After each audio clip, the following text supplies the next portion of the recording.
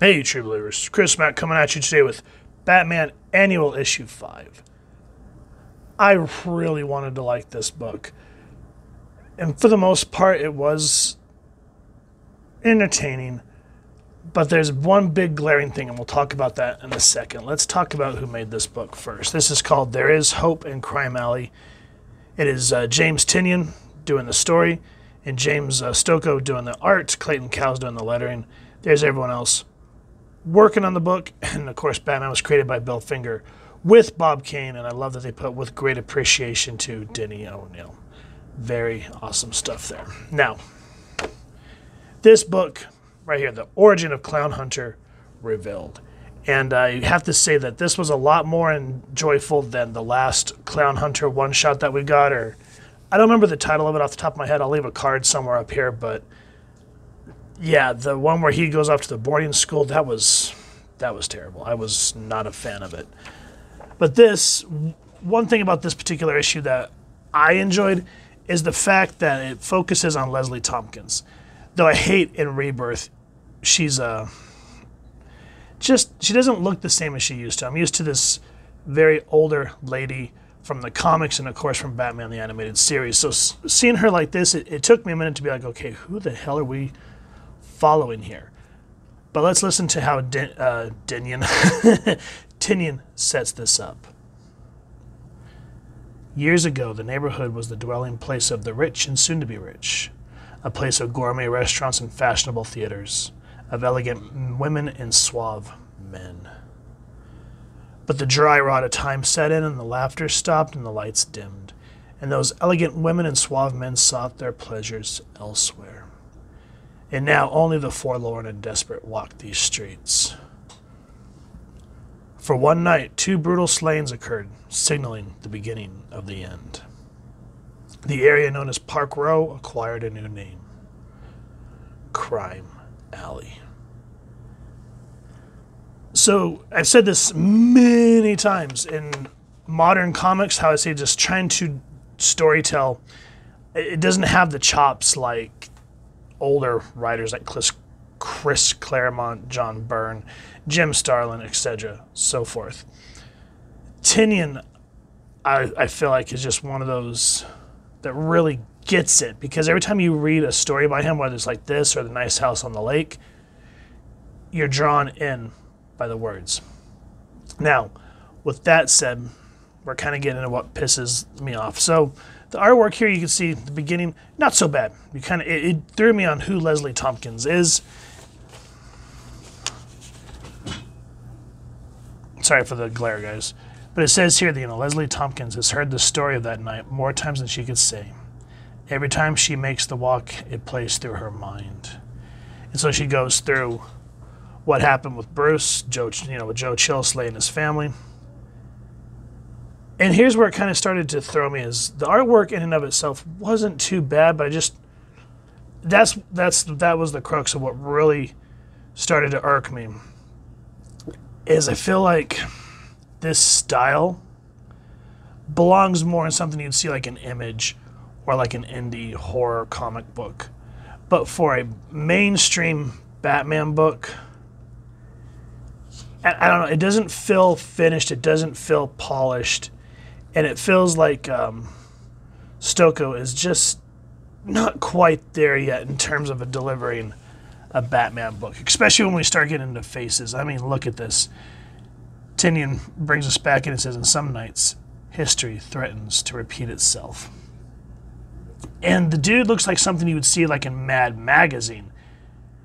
He's saying, I got a knife, don't move, it's a big one, plenty sharp, and if you want to fill it, you better hand over that purse if you don't want to fill it. Let me rephrase myself. Now, to focus first on the storytelling, this artwork again, not bad. I'm not going to knock it and say, oh, that's shit. No, it's nothing like that. It's just not the tone we need for this type of story.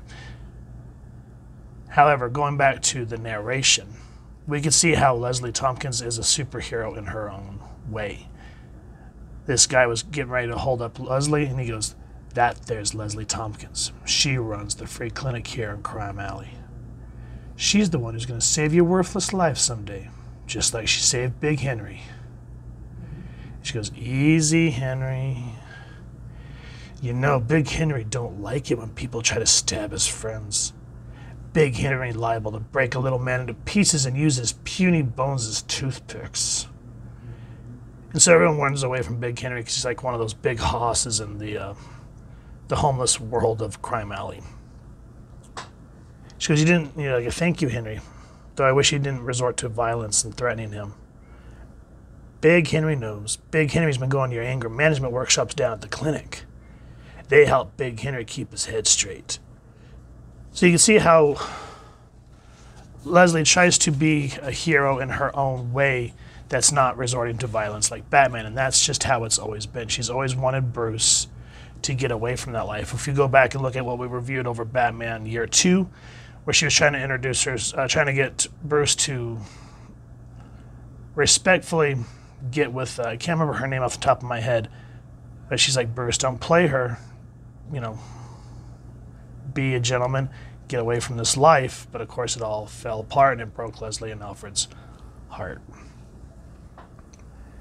Now going back to the broken people of Gotham, this is where Leslie kind of has her first interaction with Clownhunter. Now again, this is supposed to be a serious story. Now I can kind of understand why when you have some heavy duty subject matter that you want to throw a little bit of levity in there. But cute little things. This is what I talk about when I sort of shit on modern comics, where, say for example, Denny O'Neil, Jim Starlin, Chris Claremont, John Byrne, there's that levity. There could be some silliness in it, but it still stays on point. But here we get Mr. Whistles. OMG, that is just so cute. Ugh. No. We don't need Mr. Whistles with the little eyeballs and the little... We get that Leslie tries to have some positivity in her life, but... Ugh. But then we get moments like this of this artwork where it shows Bow's bleeding. And that's some good artwork there. And again, this may not be levity, and it may be because I have a dark sense of humor, but he's just like, I'm sorry for getting blood everywhere. I mean, you can see that's intense. And I just love how Leslie just point blank, that's okay. Batman told me I should go to see you if I need help. She goes, how can I help you? And then this is where I really kind of got hooked into the book, letting go of the art style and some of the silliness. I want the world to make sense. And I was like, ooh, where are we going with this? And then we get, sadomasochists and Blitz Crowbar.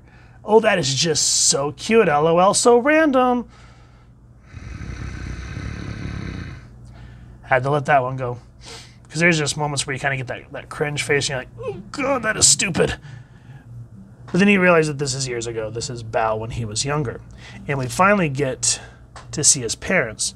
Because I believe I said the options were clean your room or help your father and I get ready for the dinner rush. What rush? There were only 2 people yesterday. And you can see that the mom's one of those no-nonsense mamas. I think this game of yours has some good ideas. Maybe if I rip your spine out. And so you can kind of see that even though she's strict, she loves her son. And the dad down in the restaurant, so we do have a son hiding up there. I was starting to wonder. So again, I said this just a minute ago, you can see how his folks were strict. We're not strict, but stern. Because stern parents help raise good children because they have that level of love, discipline, But he says, very funny. Now go, no one wants to come into a dirty restaurant and get the windows cleaned. I was like, okay, I can let this artwork go because it's, again, could do better than me, but not the right tone for this book. And so we hear mom say, oh my. And you go, I hope you don't mind my little little farty babies. Oh, LOL, so random, farty babies. They're trained. Well, I think they are anyway. They usually only bite the folks I want them to. And I noticed, I saw the feet, and I went, oh, we're getting some classic Harley. Hell yeah. But then I saw the face, and I went, what the fuck is that? Ugh. The teeth. Oh, my God. Ugh. The teeth. Oh, my God, the teeth. She looks like Bucktooth Joe. Then I was like, okay, let it go, let it go. Here comes the Joker. Okay, maybe we'll get a cool look. What is that? What is that face? Equila, just no. No.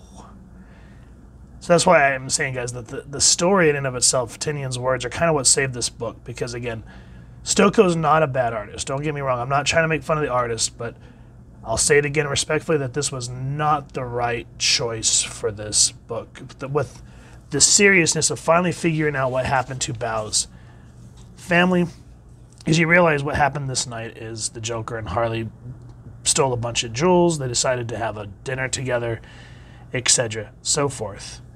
But when it came time to pay the bill, the Joker gassed his family. He goes, take it from me, kid. Parents only get in your way. You're welcome. You're just like, damn, that's some serious stuff. He just throws a $100 bill at Bao, and you're like, phew. You have to take a minute to catch your breath, because that was a very intense moment. And it's just that really weird-looking art is kind of what throws you. Now, what I will say about Stokoe that he's strong in is the color palette that he chooses. So, for example, when Bao's just kind of being himself, you kind of get those more natural colors of what a room would look like with the video game going. But after his parents are brutally murdered, the reds and the yellows, and then just the use of highlighting where Bao is to draw your eye to your subject, very good use of line work and color. But in terms of what's the word I'm looking for? Figures, just no. Now, this would have just been only for the flashback. I could kind of see that James Gordon says there's someone that wants to talk to you, because, of course, Batman wants to connect to this kid, because it's the exact same thing that happened to him, happened to Dick Grayson, and Batman wants to reach out to this kid. I have a lot of tools for keeping the city safe, but my best allies are the people at Gotham. But you promise you're going to do something about this. And you can see that Batman hands him a batarang. Yes, Bao, I promise. So Clownhunter goes on to tell Leslie about how he would hope that each time that there would be a Joker battle, that Batman would, not necessarily kill him, but paralyze him, do something to decommission him, but he just keeps coming back and coming back. And Bao says, I kept his little batarang on my wall, and I would tell myself each time that it was going to be the end of it, for real. But every time I think I believed it, a little less. And then this is where we tie into the Joker War. Again, color palette. Great work of color, not so much on subjects. But this is where Bao was finally pushed to become the Clownhunter. We get a cool little montage of images of how he created his suit. He goes, it felt good. It felt good to do something. It made sense to do something. And the people in the Narrows, they were cheering me on. I made all the clowns too scared to come to our neighborhood. I kept them from burning our buildings and our nice old ladies. And so Leslie tries to say, I understand. Violence can feel good for a moment, but it doesn't last. And when he's trying to say, I want life to make sense, she's like, he's like, I love playing video games. She's like, I get it. In the video game world, you have tasks. You get rewarded. She goes, in real life, nothing's like that. You have to just go and do the best that you can. She goes, I wish that bad things didn't happen to good people. It hurts them. It hurts their mind and their soul. I knew a boy who lost his parents, and it took him down a very dark path, a violent path. I've spent my life trying to convince him to give up the violence. And Leslie finally reaches him, and it's a great moment between the two once you let go of some of the more weird choices for the artwork and some of the cringy, like, oh, that's so cute, Mr. Whistles. Oh, look at that, Massifists. Yeah. Gotta let it go. But it ends with a great moment between Batman and Leslie. And of course, she's kind of like what Alfred has raised him. And she reaches out, touches him, and it makes him smile. So again, James Tynion, in terms of storytelling, awesome. James Stokoe, he's not bad. I can see where he wants to go with his style. It has that more raw Frank Miller feel to it. But work on them faces, especially when you're going to try to draw Harley Quinn in her OG outfit. Don't make it look like she's a Bucktooth or something. Just, whoa. Yeah, really work on the teeth, brother. Anyway, with that said, guys, the storytelling, great. The one thing that I do hope, and I saw someone mention this on another review of this book, is I hope that, to a degree, that Clownhunter does not take Batman's ideology. I think it was at the end of the Clownhunter one-shot or whatever book that was. Again, I'll leave a card, but he's approached by Red Hood. How awesome would it be to see how Batman essentially raised, Tim, Dick, Jason, and now to see Jason take his own ward. That would be a really great little push in a different way for Red Hood. And I'd spend money to buy a comic book to see how he basically builds up Clownhunter, because there's enough people who have Batman's ideology. So it'd just be kind of interesting to see how Jason tries to teach this kid, but also at the same time try to keep him reeled in so he doesn't go off the rails and kind of walk that line like he does. Anyway, that aside, if you guys have enjoyed what you've seen, please first and foremost support your local comic shop or wherever it is you like to pick up your comics and figures and grab a copy. If you've enjoyed this review, we really would appreciate if you take a moment to hit like, share, and subscribe. Helps the club channel more than you could possibly know. And if you don't mind hitting that fancy little clown bell next to subscribe, that way as we continue to upload content, you guys will get notified. Come to the channel, and we love talking with you all and hearing your thoughts and feedback down in the comments below or our social media pages, which I'll make sure to leave the links down in the description. So with all that said, thank you so much for stopping by. Hope you all continue to have an absolutely amazing day reading, and happy hunting, true believers.